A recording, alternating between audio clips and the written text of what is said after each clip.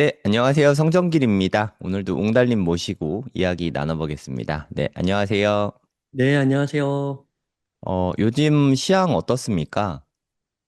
네, 요즘에 어제 오늘 흐름이 좋습니다.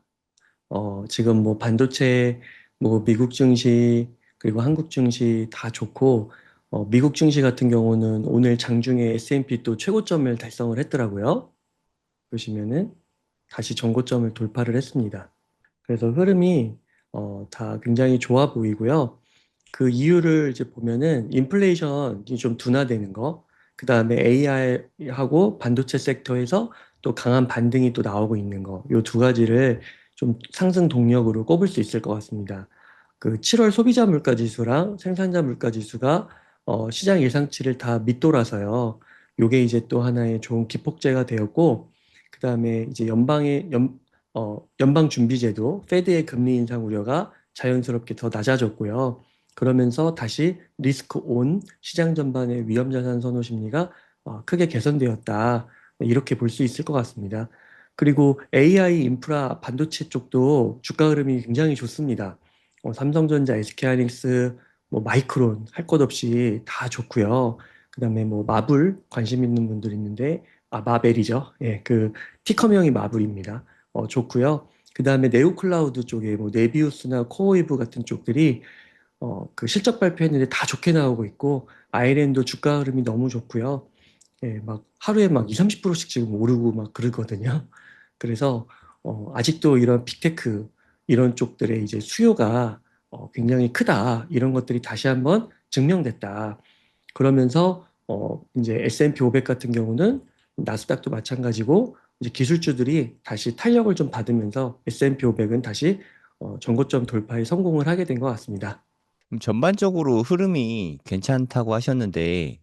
AI랑 반도체 쪽도 그러면 다시 좀 좋아질 가능성이 높아진 건가요? 네, 제가 이제 좋아지는 거를 말씀드린 게 한 2주 정도 됐던 것 같아요. 지지난주 정도로 기억을 하는데, 저는 요때가 저점이 나온 것 같다라고 조심스럽게 말씀을 드렸었거든요.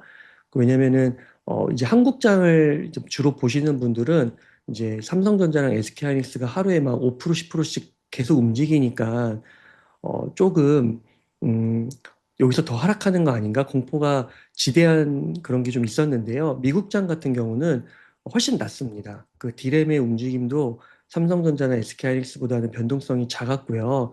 그래서 저는 이때 조심스럽게 한 요때 이제 얘기를 한 것이죠. 바닥이 나왔고 앞으로는 변동성은 조금 클 수 있지만 저점은 계속 높여가는 흐름이 나올 것이다라고 말씀을 드렸는데요. 예, 지금 그 흐름이 계속해서 좀 이어지고 있는 것으로 보입니다. 네, 그러면 시장의 관심은 다시 이렇게 최고점, 올타임 하이 넘어설 수 있을까? 여기에 좀 모아질 것 같은데, 네. 속스나 뭐 디램 같은 ETF도 좀 넘어설 거라고 보시나요? 네. 그게 이제 앞으로 또 어떤 이슈가 터질지는 잘 모르겠는데요. 그 웬만한 이슈가 아니라면은, 웬만큼 강력한 그런 악재가 아니라면은 저는 정고점 돌파에 성공을 할 거라고 생각을 합니다. 그래서 S&P 500이 먼저 뚫어줬고, 그 다음에 이제 순서대로 나스닥이 뚫어줄 거라고 보이고요. 그 다음에는 SOXX, 필라델피아 반도체 지수를 추종하는 ETF가 뚫어줄 거라고 보는데요. 근데 이게 뭐 그렇다고 해서 뭐 바로 다음 주에 일어나거나 이런 걸로 보지는 않고, 뭐 연말이나 내년 초까지 좀 길게 보신다면은 가능할 수 있지 않을까 그렇게 생각합니다. 그러면 지금 뭐 분할해서 매수하기 되게 좋은 타이밍으로 보면 되겠네요. 네, 그렇습니다. 지금 SOXX 같은 경우는 바닥에서 지금 21% 정도 올라 있는 상태거든요. 그럼에도 불구하고 고점에서는 14%가 빠진 상태입니다. 그래서 아직은 분할 매수하기에는 저는 괜찮은 가격대라고 보이고요. 근데 이제 마이너스 10%, 마이너스 5% 이렇게 폭을 줄이게 되면은 그때는 조금 한번 매수를 다시 한번 계속해서 매수를 할지 안 할지를 고려해 보셔도 좋을 것 같고, 지금은 괜찮은 시기라고 보입니다. 근데 요즘에 미장은 괜찮은데 비트코인 가격은 지금 뭐 9천만 원도 깨졌더라고요. 그 네. 비트코인 가격은 왜 이렇게 힘이 없는 걸까요? 네, 비트코인 같은 경우는 일단은 사이클상으로 봤을 때 많은 분들이 사이클을 그대로 인지하는 것 같고요. 그리고 고래들도 그 사이클에 맞춰서 움직이는 것 같고요. 그래서 과거의 패턴이 그대로 좀 복사돼서 지금 흘러가고 있다라고 봐야 될 것 같습니다. 너무 그대로 가고 있어가지고요.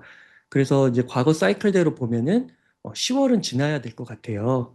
그래서 그때까지는 계속해서 조금 수요가 죽은 거죠. 네, 관심이 없는 거죠. 시장에 관심이 없는 거라서 이제 그런 부분을 감안해야 될 것 같고, 그리고 또 이제 워낙 이번장이 반도체 쪽, AI 쪽이 너무나도 강했기 때문에 이번에도 리스크 온이 되면서 그쪽으로 주식시장 쪽으로 자금이 좀 쏠린 이유가 있는 것 같습니다.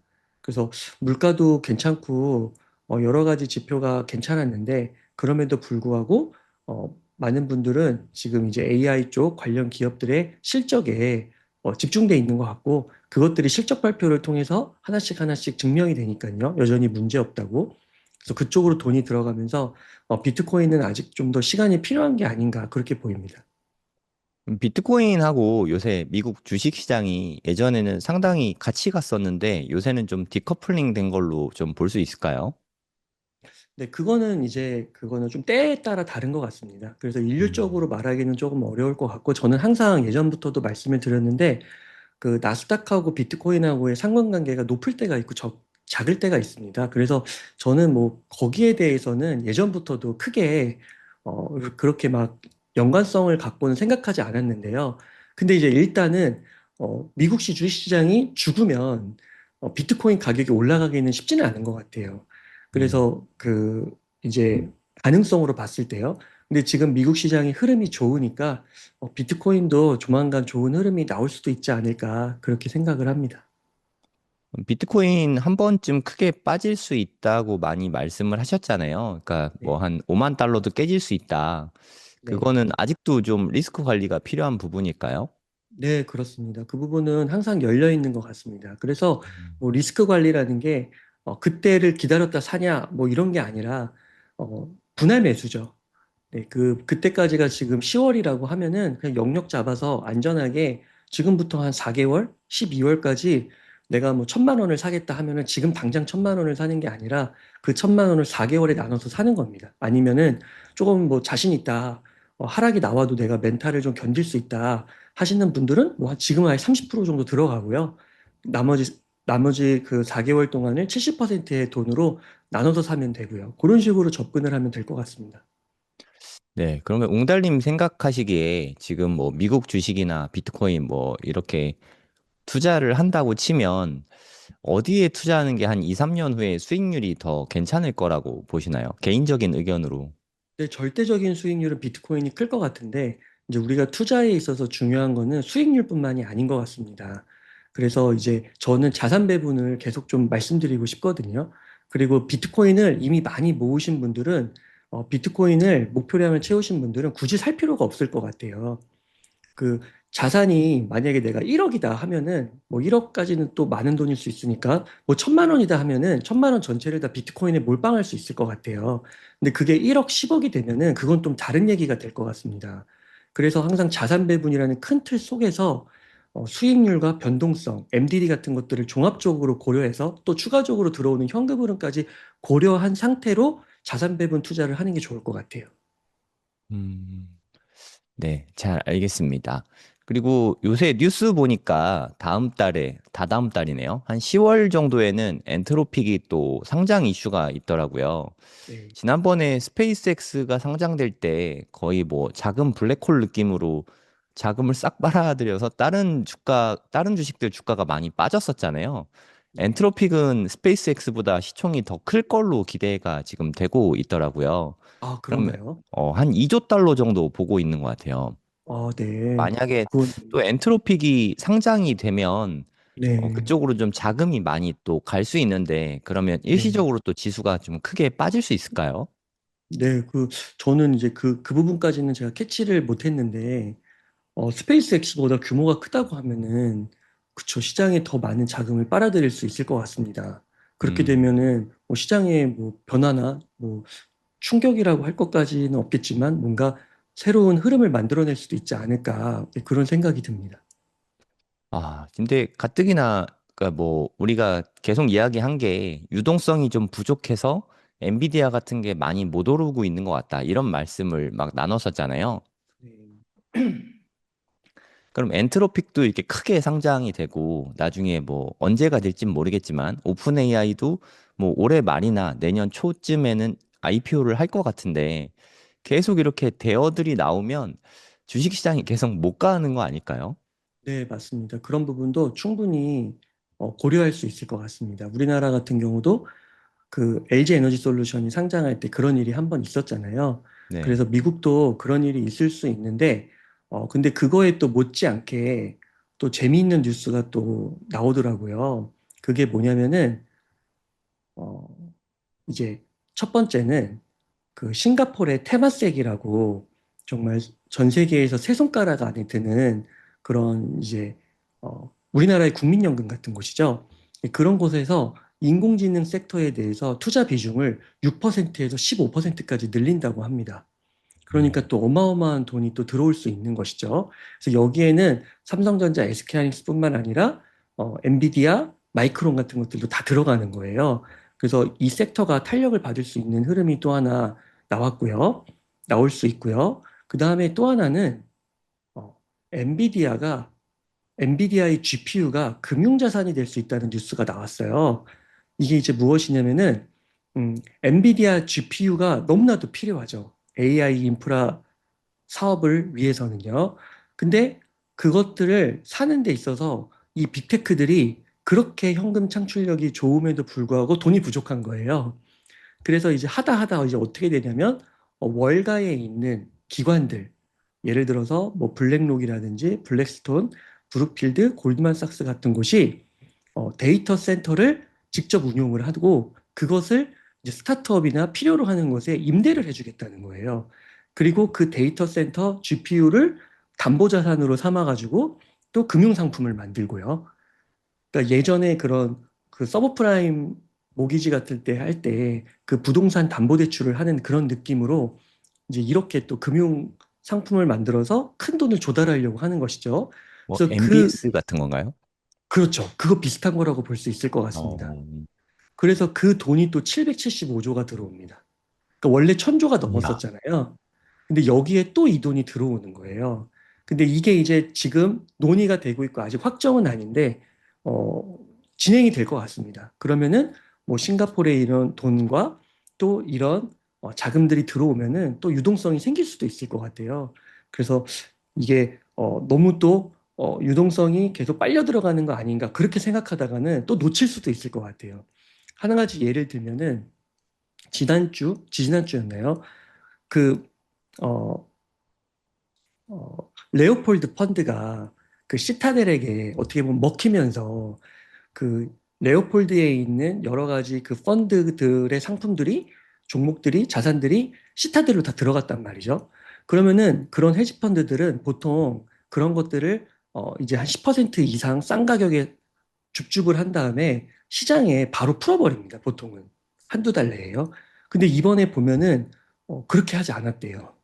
음. 그러니까 그 이유가 뭐냐면은 그 산 종목들의 미래가 유망하다라는 것이죠. 그리고 앞으로 더 오를 것이라고 본다는 것이죠. 그렇게 해서 이제 항상 그런 건 아니죠. 헤지펀드들이 보통은 그렇게 하는데 이제 그렇게 또 전략을 바꿀 수가 있다라는 것이죠. 그래서 이런 것들까지 고려를 하면은 네, 또 어떻게 또 그 미래가 바뀔지 변화가 될지 모르기 때문에 그 가격대를 보면서 적절하게 분할 매수로 하다가 너무 높아지는 상태라면은 밸류에이션이 높아진다 느끼면 또 매수를 멈추고 이런 것들을 좀 병행하는 게 좋을 것 같습니다. 음. AI 쪽 말씀하셔서, 네. 엔비디아의 젠슨 황의 횡보가 요새 진짜 대단한 것 같거든요. 여기저기 뭐 안 나오는 데가 없는 것 같고, 심지어 그러니까 초거대 언어 모델 같은 것도 엔비디아에서 구축을 하고 있다고 제가 들었거든요. 그리고 파이낸싱 쪽도 엔비디아에서 되게 힘을 좀 많이 쓰고 있는 것 같고, 뭐 예를 들어서 오픈 AI가 좀 재무적으로 지금 조금 안 좋잖아요. 여기에 보증도 서주고 막 이런 것까지 봤거든요. 엔비디아가 이렇게까지 노력을 하는 이유가 뭘까요? 엔비디아가 우선 주가적으로 한번 보면은요, 고점이 236달러 정도였었거든요. 근데 어느새 이제 고점의 3, 4%밖에 남지가 않았습니다. 어, 그러니까 지금 엔비디아가 거의 저도 도안이면 뭐 조금 더 극단적인 용어를 쓰면은 진짜 뒤가 없는 사람처럼 달려가고 있거든요. 네. 그래서 이거 망하면 진짜 다 무너질 것 같은 게 다시 서브프라임 위기가 한 번 더 올 것 같은 그런 정도로 모든 걸 걸고 간다 이런 느낌이 드는데 그래서 우려가 되면서도 그리고 거기에 대해서 이제 많은 분들이 우려를 해서 엔비디아가 주가가 한때는 190불 이하까지도 내려갔던 것이죠. 그렇다고 보이거든요. 근데 저희가 고래동 공부에서 같이 공부하고 했던 것에서 한 190에서 200달러 사이에 좀 계속 모아가면 좋겠다라고 말씀을 드렸고 어느새 지금 벌써 이제 220불이 넘어가서 고점 대비 3, 4%가 빠진 상태예요. 근데 저는 이제 조심스럽고 제가 뭐 미래를 당연히 뭐 생각은 하지만 당연히 틀릴 경우가 더 많으니까요. 그렇긴 한데 저는 엔비디아의 흐름이 자신감으로 보이더라고요. 그 이유가 뭐냐면은 제가 이것도 정리를 했거든요. 왜 이렇게까지 엔비디아가 폭주를 할까? 그래서 첫 번째는 엔비디아도 지금 거의 한 6개월, 1년 이렇게 주가가 횡보하면서 답답함을 많이 느꼈을 것 같아요. 왜냐면 엔비디아의 칩을 사겠다는 사람이 줄을 섰는데 돈이 없는 거예요. 아, 예. 그러니까 돈만 있으면 더 팔 수 있는 건데 돈이 없잖아요. 그러니까 엔비디아는 너무 좋으면서도 답답한 거죠. 음. 만들기만 하면 팔리는데 그거를 살 수 있는 돈이 없으니까요. 그래서 월가 쪽도 가가지고 아까 그런 금융 상품을 만들어서 770조 정도 되는 돈을 또 조달하려고 하는 것이고요. 그래서 첫 번째는 저는 이 이유가 우선은 가장 근본적인 이유라고 생각합니다. 그 엔비디아의 입장에서 당연히 자사의 칩을 더 많이 팔아치워가지고 더 막강한 시가총액 1위 기업이 되려고 하는 어떻게 보면 이기적 욕심이죠.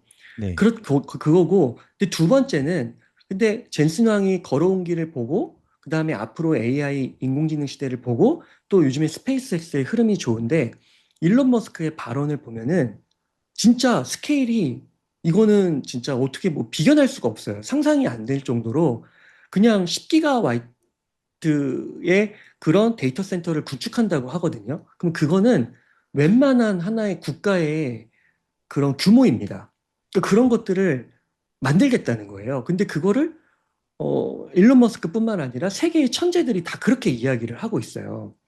그러니까 그거는 미래가 정말로 거기에 있다는 것이고, 그리고 그 미래의 크기가 우리가 그냥 상상하는 그런 정도가 아니라는 거죠. 예를 들면은 뭐 불닭볶음면이 우리나라에서 팔리다가 중동에도 잘 팔리고 유럽에도 잘 팔리고 그러면서 주가가 막 10배 이하로 올라갔잖아요. 근데 그 정도가 아니라는 것이죠. 그거에 뭐 거듭 제곱이 될 수 있는 엄청난 규모라고 저는 이제 보이는 거예요. 실제로 뭐 우리나라의 회장님들이나 엔비디아 젠슨 왕이나 여러 빅테크의 CEO들이 그렇게 말을 하고 있고요. 그래서 그 미래를 봤기 때문에 이렇게까지 달려갈 수 있는 게 아닌가. 그러니까 그 미래를 보지 못하는 사람들은 이거 거품이고 이러다가 빅테크도 망하고 이 폭주가 이제 어느 순간 붕괴가 될 것이다.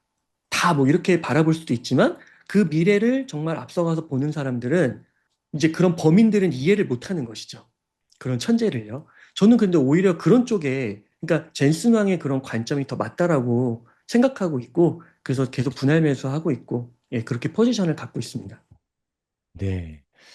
이게 진짜 엄청난 일이 벌어지고 있다는 느낌이 좀 들거든요. 네.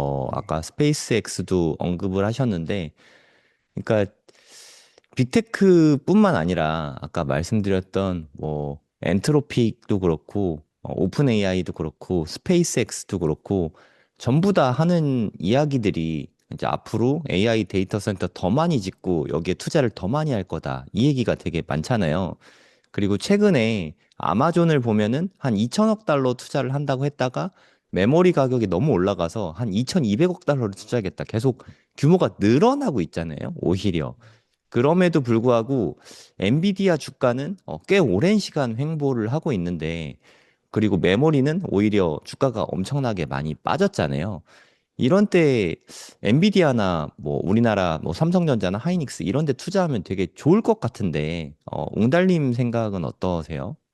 네, 저는 좋게 봅니다. 그래서 저는 이제 엔비디아의 그 190에서 200달러 사이 때 그래도 만족할 만큼 목표량을 다 채웠습니다. 그래서 사실 음, 지금은 안 사고 있어요, 엔비디아는요. 네. 일단 사놓고 지금은 다 채워놓고, 이제 지켜보고 있는 상태고요. 그 다음에 삼성전자랑 SK하이닉스는 저 좋게 봅니다. 그래서 그 계속해서 저는 말씀을 드렸습니다. 이거 삼성전자, SK하이닉스를 지금 이 정도 가격에서 분할 매수하는 거 나빠 보이지 않는다. 그렇지만 저는 안 산다. 예, 저는 이것보다는 디램을 사겠다. 왜냐면 물론 세금은 있지만 지정학적으로 더 안전한 흐름도 있고요. 그다음에 삼성전자, SK하이닉스는 변동성이 또 큰 이슈가 나타날 수 있을 것 같아요. 그래서 어차피 저는 비트코인이나 이런 쪽으로 그 비트코인 관련된 암호화폐 관련된 쪽으로 그러니까 굉장히 고변동성이죠. 이 고변동성은 삼성전자, SK하이닉스, 디램 쪽보다 훨씬 큰 거죠. 그쪽에 주력으로 삼고 투자를 하고 있기 때문에 굳이 이쪽까지 변동성을 키울 필요가 없기 때문에 저는 그냥 디램 ETF 하나로 고민 없이 그냥 투자를 한다. 근데 디램 ETF도 최근에 보면은 흐름이 매우 좋아요. 삼성전자, SK하이닉스만큼 또 못 오르는 것도 아니에요. 왜냐면 이 안에 또 마이크론도 있고 다른 기업들이 있어가지고 주가가 잘 오르거든요. 마이크론도 이번에 그 1년을 보면은 SK하이닉스보다 더 올랐습니다. 그래서 그런 걸 봤을 때 디램이 또 나쁘지도 않기 때문에 저는 이제 SK하이닉스, 삼성전자 예, 괜찮은 것 같지만 이제 제가 실천하고 있는 건 아니기 때문에 그렇게 좀 말씀드릴 수 있을 것 같습니다. 네, 근데 디램 ETF 같은 경우는 SK 하이닉스랑 삼성전자랑 뭐 마이크론 이렇게 세 개가 한 75% 차지하고 나머지 낸드 쪽이 한 25에서 한 30% 정도 되는 것 같거든요. 그럼 네. 낸드 쪽은 근데 요즘에 가격이 약간씩 무너지고 있는 게 좀 보이더라고요. 네. 그럼 낸드 쪽이 들어있는 디램 ETF로 사면 좀 메리트가 떨어지는 거 아닐까요? 저는 낸드도 물론 가격은 떨어져도 앞으로 AI가 산업이 커지면 낸드 수요가 굉장히 커질 것 같아요. 그래서 음, 제가 낸드 쪽은 아주 잘 파악은 막 하지는 그렇게 막 구체적으로는 못했지만 그 정도는 괜찮은 것 같습니다. 오히려 가격이 좀 최태원 회장님도 이제 HBM에 국한된 거지만은 메모리가 조금 떨어져야 오히려 더 시장이 더 커지고 오히려 더 큰 시장, 매출이 더 커지는 것이죠. 그러니까 가격에 꼭 그렇게 포커싱을 할 필요는 없다라는 말씀을 하셨거든요. 그리고 낸드 수요가 수요적인 면에서는 앞으로 정말 많이 필요하대요. 그래서 오히려 가격이 떨어지는 거는 호재로 작용할 수도 있을 것 같습니다. 그래서 음. 이런 거를 판단하는 게 솔직히 제 입장에서는 그 쉽지가 않아서 거기까지 막 공부를 하고 쉽지가 않아서 막 디램도 따로 사고 낸드도 사고 이러기가 어렵기 때문에 저는 그냥 디램 ETF 하나 정도로 모아가서 사도 괜찮을 것 같고 외국에 있는 그런 인플루언서들도 디램 ETF를 되게 좋아하더라고요. 선호하고요. 그래서 네, 저는 그 정도면은 충분할 것 같습니다. 음.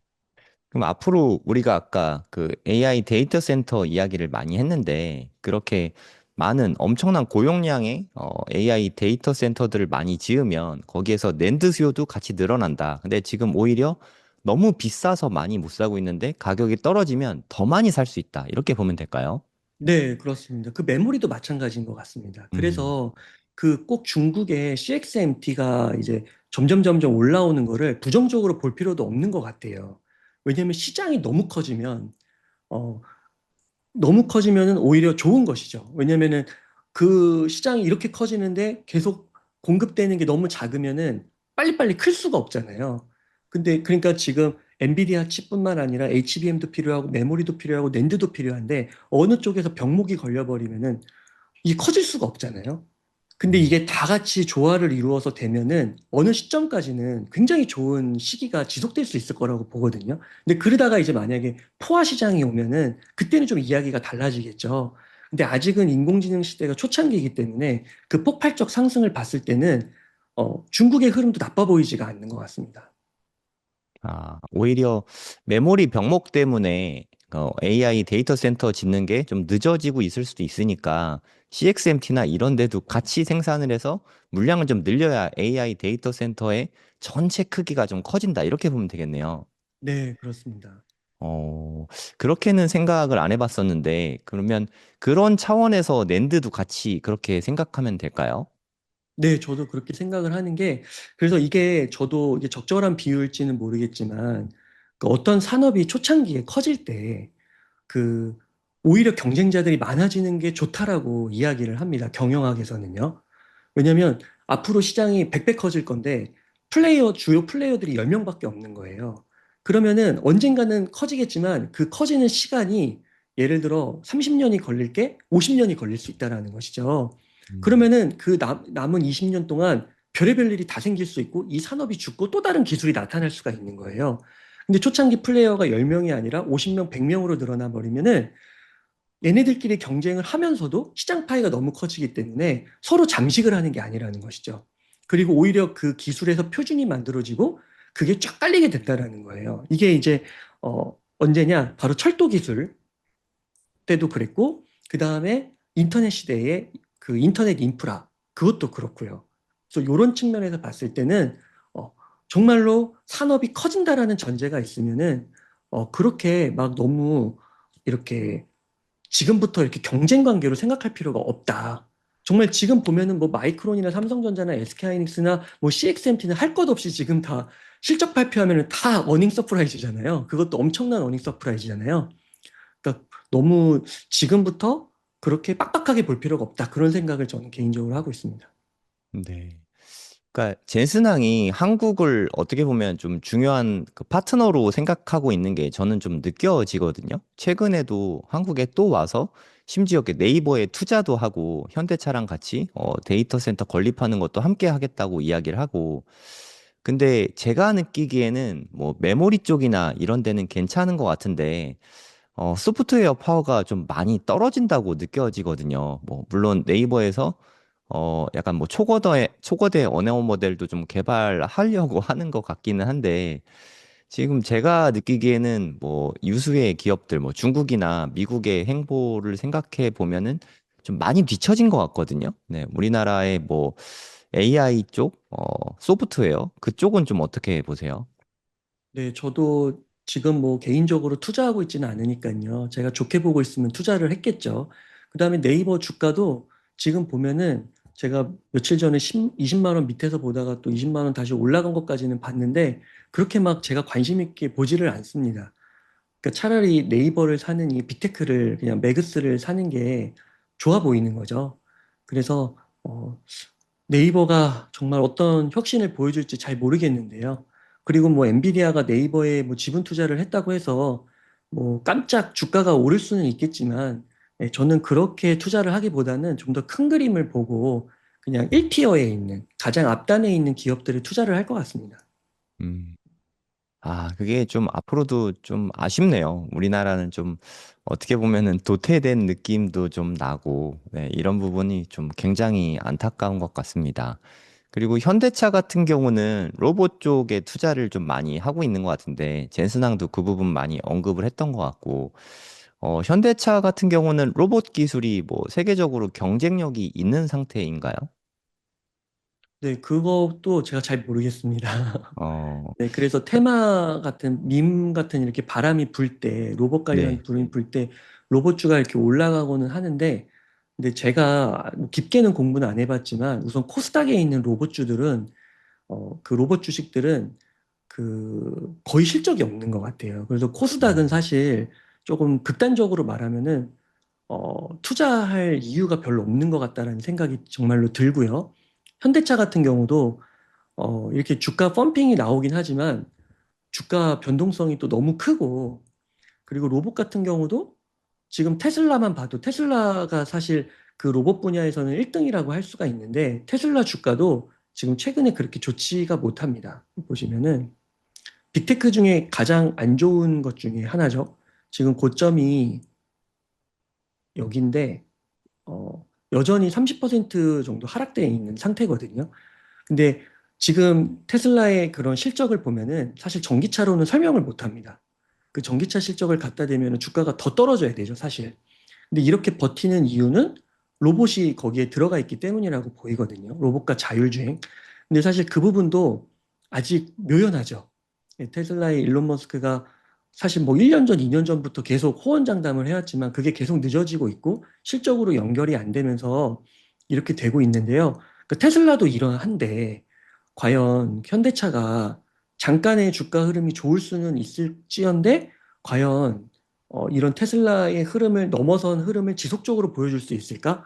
거기에는 좀 퀘스천이 있을 것 같습니다. 그러면 로봇은 이렇게 실적까지 연결될 때까지는 아직 시간이 좀 많이 걸린다고 봐야 될까요?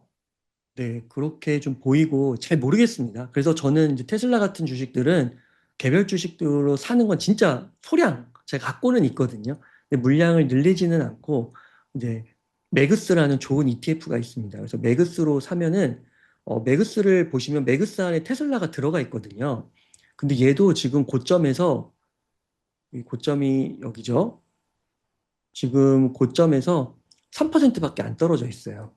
그러니까 이렇게 좋은 흐름을 계속해서 보여주는 ETF가 있잖아요. 그리고 여기에 테슬라도 들어가 있고요. 그래서 저는 이제 매그스는 모으고 있는데 이제 테슬라 같은 경우는 예, 그 소액이고 지금은 모으고 있지 않습니다. 그럼 매그스 같은 데는 나중에 향후에는 뭐 최근에 상장된 뭐 스페이스X나 나중에 상장이 될 엔트로픽 이런 것도 좀 나중에 포트에 편입이 될 가능성이 있습니까? 네, 그래서 제가 그거를 한번 제미나이랑 대화를 해봤거든요. 네. 근데 그 단기간엔 되지 않을 거라고 이야기를 하더라고요. 그래서 여러 가지 조건이 있는데 거기 조건에 이제 스페이스X나 이제 그런 게 맞지가 않는 것이죠. 또 너무 신생 기업이기도 하니까요. 그래서 테슬라가 빠지지 않고 7개 기업이 계속 가긴 갈 건데 근데 만약에 뭐 심대한 문제가 생기면은 자연스럽게 예, 리밸런싱을 해주지 않을까 생각합니다. 그러면 테슬라가 매그스에서 빠질 가능성은 어떻게 보세요? 저는 근데 그렇게 되지는 않을 것 같아요. 예, 음, 지금 그래도 뭐 돈은 벌고 있고 현금 흐름도 나고는 있고 그러고 있으니까요. 네, 또 그 테슬라를 또 좋게 보시는 그런 또 관점도 있고 하니까요. 언젠가는 그렇게 될 수 있다. 가능성 1%라고는 있겠지만 단기간에는 그런 일은 안 일어나지 않을까 싶습니다. 음. 그러면 테슬라에 직접 투자하는 것보다는 매그스로 같이 모아가는 게 여러모로 나을 것 같다. 이렇게 보면 되겠네요. 저는 그러한데 이제 개인의 선택이죠. 네. 이것도 마찬가지인 게 굳이 테슬라에 투자를 해서 그러니까 저 이제 사람들에게 맞는 주식이 있다고 하잖아요. 개인들에게. 근데 저는 이제 개인적으로 비트코인이 참 저한테 맞는 것 같아요. 50%가 빠졌어도. 음, 그러니까 이제 그런 것들이 안 맞는 사람도 많겠죠. 그러니까 비트코인을 안 하고 주식만 하시는 분도 있고 또 미장이 그렇게 좋다고 해도 한국장만 하시는 분들이 있단 말이죠. 삼성전자, SK하이닉스 너무 좋아해서 막 10년 이상 보유하시는 분들도 있고요. 그래서 자기랑 궁합이 잘 맞는 그런 종목을 택해서 이제 테슬라보다 더 좋은 성과를 내는 게 또 있으면 되는 거잖아요. 그래서 저는 그런 거를 발견했다고 생각하기 때문에 굳이 또 테슬라까지 그럴 필요는 없고 그렇다고 테슬라를 안 좋게 본다기보다는 그냥 매그스 같은 ETF로 안전하게 모아가겠다. 그것도 어떻게 보면 모아가는 거니까요. 그렇게 말씀드릴 수 있을 것 같습니다. 네. 그러면 좀 이제 금 이야기를 좀 해보면 좋을 것 같거든요. 네. 금이 한동안 되게 안 좋았잖아요. 뭐 4,000달러 안팎에서 심지어 4,000달러도 깨졌었거든요. 뭐 3,900달러까지 빠지고 그랬었는데 이제 다시 좀 올라오고 있는 것 같거든요. 저점에서 한 10% 정도는 올라간 것 같아요. 금 지금부터 모아가기에 어떻습니까? 네, 제가 그 고래동 공부에서 한 3주 전에 그 질문을 주셨었어요. 저희 같이 공부하시는 분께서. 그래서 그때가 한 요 정도 됐던 것 같은데 공교롭게도 그때가 저점이었습니다. 어, 그래서 저는 그때 금을 매수하기 좋다고 말씀을 드렸었어요. 그리고 금은 비트코인하고 비슷하기 때문에 최소 3년을 보고 모아가면 좋겠다. 그러면은 아무 문제가 없고 3년 후에는 당연히 수익을 거둘 확률이 높다고 보인다라고 말씀을 드렸어요. 그리고 성 대표님하고 방송을 하면서도 금에 대해서 말했을 때 제가 모아가도 괜찮을 것 같다라고 말씀을 드렸었거든요. 근데 그때 이후로 정말로 금이 꽤 뛰었습니다. 한 15% 뛰었나요? 예, 뛰었고 지금 고점 대비해서 한 20% 정도 하락한 상태이거든요. 그래서 저는 금은 포트에서 그 비트코인과 함께 15% 내에서 적절하게 배분을 하셔가지고 지금 가격에서 모아가도 나쁘지 않을 것 같습니다. 음. 비트코인도 마찬가지고요.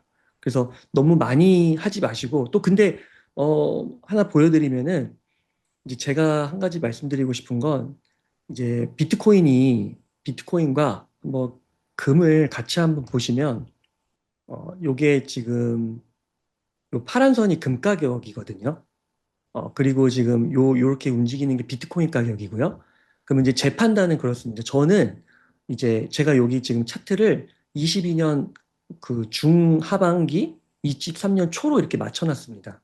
그래서 금값하고 비트코인 가격하고 맞춰놨는데, 음, 저는 지금 시점이 딱 요 시기랑 비슷한 것 같아요.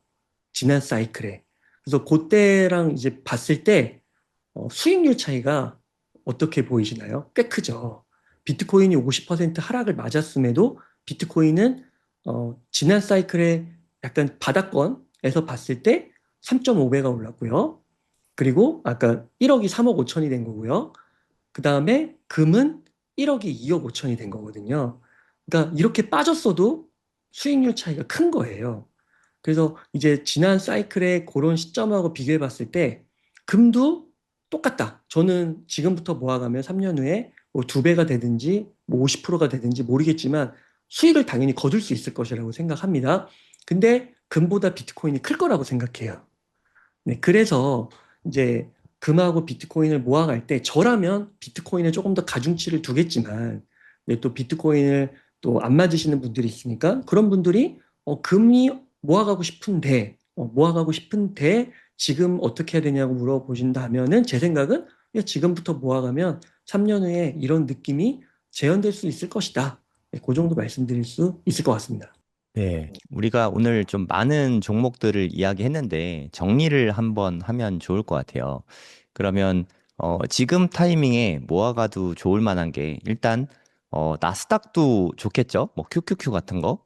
아, QQQ는 오히려 지금 이제 거의 고점 부근이라서요. 아, 저라면 안 모을 것 같습니다.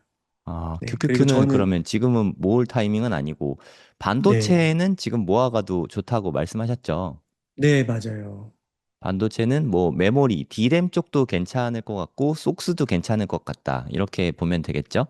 네, 맞습니다. 네. 그리고 비트코인은 지금 뭐 너무 누가 봐도 좋은 타이밍이죠. 비트코인은 지금 네, 모아가면 될 것 같고 단 네, 한 번쯤 크게 빠질 수 있으니까 리스크 관리는 좀 해야 된다. 네. 그것까지 말씀해 주신 것 같고요. 금도 비트코인에 비해서는 나중에 향후에 수익률이 좀 떨어질 수는 있지만 지금 모아가도 좋은 시기다. 이렇게 보면 되겠네요. 네, 맞습니다. 그러면 걔네들을 본인의 기호에 맞게 이렇게 포트폴리오를 구성해서 투자를 하면 될까요? 네, 맞습니다. 네, 그렇게 하시면 될 것 같습니다. 그게 이제 가장 큰 틀에서 그 세 가지 지금 반도체, 그 다음에 비트코인, 그 다음에 한 가지 나온 게 금이잖아요. 이 세 개는 그래도 좀 자신 있게 말씀을 드릴 수 있는 이유가 지금 우선 많이 빠져 있죠, 가격이. 그리고 과거 10년 그 이상을 봤을 때 결국은 우상향을 했습니다. 그게 중요한 포인트 같습니다. 그러니까 비트코인도 지금 50%가 빠져 있지만 누군가는 다 욕하고 무서워서 떠날 수도 있고 삼성전자 SK하이닉스도 마찬가지로 무섭고 떠나서 다 팔아버린 사람도 있잖아요. 근데 과거 10년, 20년 차트를 열어보면 결국 우상향을 했거든요. 그러니까 인내의 싸움이라는 것이죠. 결국에는. 그러면 인내는 어디서 오느냐? 그 종목에 대한 확신, 우상향에 대한 결국 확신인데 저는 이 세 가지는 우상향을 할 것이라고 굉장히 다른 자산에 비해서는 상대적으로 확신 있게 말씀드릴 수 있을 것 같아요. 그런 차원에서 이 세 가지는 만약 지금부터 뭐 짧으면 2년, 길면 3년 정도를 계속해서 모아간다고 하면 좋은 성과 낼 수 있을 거다. 이렇게 생각을 합니다. 그러면 2, 3년 사실 분할 매수는 되게 어려우니까 지금 타이밍에 매수를 해서 2, 3년 정도 뭐 보유만 하고 있는 건 어떨까요? 그런 거는 별로 안 좋은 것 같아요. 어, 네. 비트코인은 그럴 수 있을 것 같아요. 이미 많이 빠진 상태니까요. 근데 이제 SOXX나 금 같은 경우, 금도 괜찮을 수 있을 것 같습니다. 근데 반도체 같은 경우는 제가 잘 모르겠습니다. 왜냐면은 얘가 지금 15%까지 올라왔지만 또 빠지면 50%까지도 빠질 수가 있거든요. 그러니까 왜냐면 과거 사이클을 보면은 그렇게 빠질 수가 있거든요. 그래서 여기서 만약에 그냥 넣고 기다리면은 비트코인과 금과는 조금 포지션이 조금 더 리스크가 있는 포지션 같습니다. 가격적으로 봤을 때요. 그러면 비트코인이나 금은 좀 상대적으로 단기간에 뭐 예를 들면 6개월 이 정도 모아가고 그렇죠. 그 네. 이후에는 뭐 반도체 같은 거를 한 2, 3년 정도 길게 보고 모아가고 이게 제일 좋은 전략이겠네요. 네, 그리고 반도체도 제가 너무 막 구체적으로 말씀드릴 수는 없는데 어느 정도 선에서는 매수를 멈춰야 합니다. 저는 음. 그렇게 합니다. 네, 그 계속 모아가지 않고 이제 고점 부근에서는 조금 멈추기도 해야 되고요. 그래서 그 적절하게 조절할 필요가 있을 것 같아요. 그러니까 비트코인도 이번에 저희가 투자를 하면서 느낀 게 주구장창 모아가는 게 답이 아닐 수 있다라는 것이거든요. 그리고 왜냐면은 50% 하락이 나왔을 때 그걸 견디지 못하시는 분들이 많거든요. 그래서 자기의 그런 걸 따져서 그 변동성이 크기 때문에 중간에 매도가 필요하다고 보이거든요. 그래서 그냥 주구장창 계속 홀딩하는 거는 S&P 500 정도밖에 없는 것 같아요. 다른 것들은 변동폭이 30% 이상, 50%, 60%도 나올 수 있기 때문에 중간중간 적절하게 매도를 해줘야 된다.